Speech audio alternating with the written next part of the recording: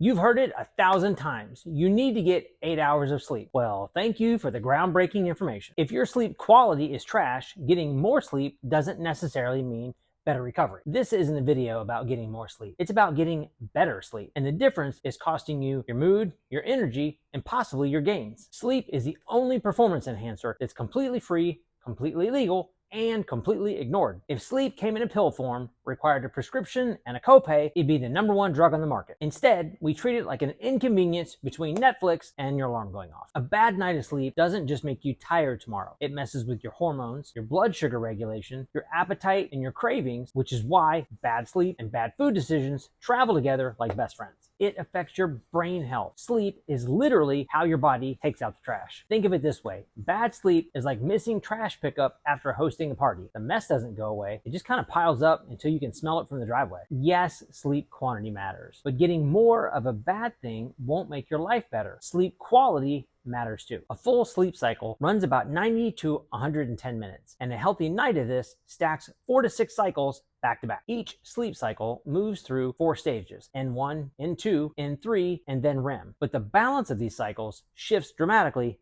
throughout the night. Deep sleep, which is N3, dominates the first half of the night, and then REM dominates the back half. There are 3 myths about REM sleep that are worth addressing. The first one is that dreaming is exclusive to REM. It's not. The second one was a huge relief for me, and that's remembering your dreams has nothing to do with sleep quality. And that's good to know because I never remember my dreams. And the last one is that REM sleep is critical for your mental health. Well, all 4 stages of your sleep cycle are important, and there's nothing really to suggest that better quality REM sleep is more vital for your mental health than the other stages. If you're chronically sleeping less than 6 hours a night, this doesn't just make you tired. It triples the risk of cardiovascular disease, it doubles the risk of diabetes, and after just 10 days, it has the cognitive impairment equivalent to 2 days with 0 sleep. As a former card-carrying member of Camp I'll Sleep When I'm Dead, it's that last one that opened my eyes to what my problem was. Now, if you're wondering what you can do to improve the quality of your sleep, here are 3 tips you can put into play immediately. Tip number 1 is the 3-2-1 sleep ritual. And the 3 is for stop eating 3 hours before bed. Digestion takes a lot of energy from your body. It is a slow process. And if your body's resources are focused on breaking down your food, they're not deployed as effectively for repair and recovery. The 2, stop drinking 2 hours before bed. Waking up to pee multiple times a night is not great for sleep quality. Now, I'll admit it's better than not waking up to pee, but let's avoid the embarrassment altogether and just cut out the liquids 2 hours before bed. And the 1, shut down all screens 1 hour before bed. Your brain needs the signal that the day is over, and scrolling funny videos on social media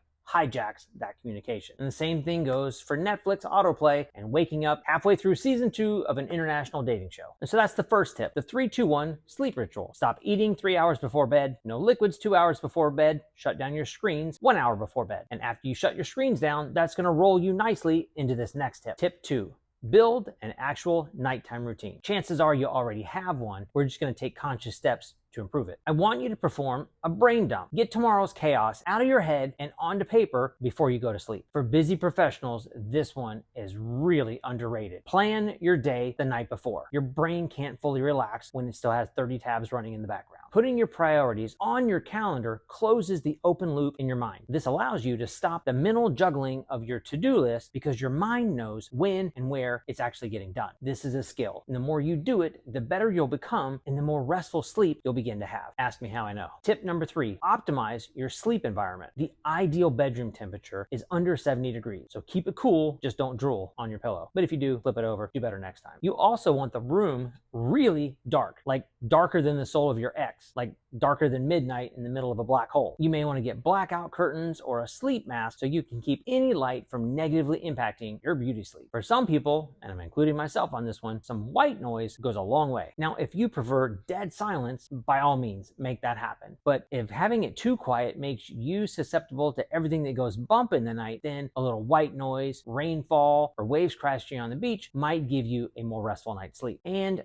don't be cheap in the sheets. If you've ever had a long night on hot, scratchy sheets, that's not resting, that's surviving. Your mattress and your sheets are a more important investment than your car. So I'll say it again louder for the people in the back before they're on their back. Your bed should be the Ferrari of your recovery. If you're sleeping on something from a closeout sale, the tightness in your budgeting priorities is going to find its way to your back. So there you have it. 3 tips on how you can improve your sleep quality. The 3-2-1 sleep ritual: build a nighttime routine and optimize your sleep environment. The quality of your sleep is not going to improve on accident. You have to actively get involved in the process so that you can pass out with purpose. If you need a little mental exercise to jumpstart your sleep quality efforts, check out the video on the Great Sleep Hotel.